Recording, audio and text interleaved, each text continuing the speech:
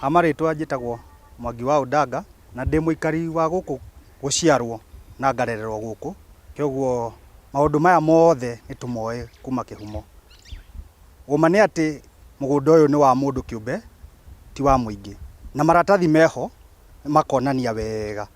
nitucereirwo ni thigari cia Kanju ona citatuhete nginya notithi cikimomora nyumba cia ciana iria cikaraga ukirora na guku Thutha ni mamomorete ngina nyumba ci haha na tutire twacererwo ni andu magoka kumenyarira githemba giki tuona mwanake uyu weka ndikuona hena kihoto gukorwo ukihungura mugunda wa mundu ugoka na matinga ugoka ukimomoraga na nduri na maratathi ma igoti hati handu mukonainie nake ni kiundu kia magigi muno ati mwana kuria tumutharite akiona uru tukamurehe guku tukimuhe kirigiriro ati ni agukura wega ena uikaro athome one degree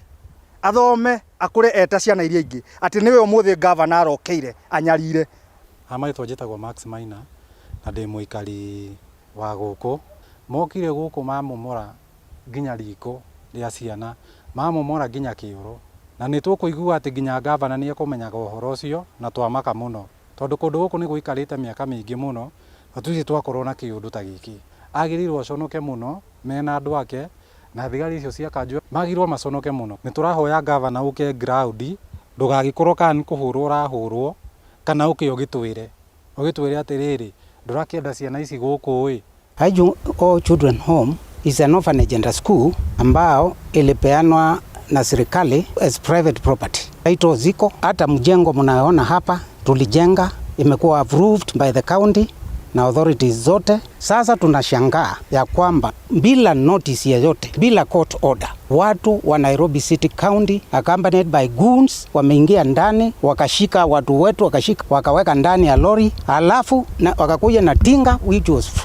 privately owned tinga demolish gate, they forced their way in na wakaweka trench such that huwezi kupita ukaingia ndani na gari. Wanasema wao wanaendesha hii kazi kwa sababu wameambiwa wafanye hivyo na governor wa Nairobi.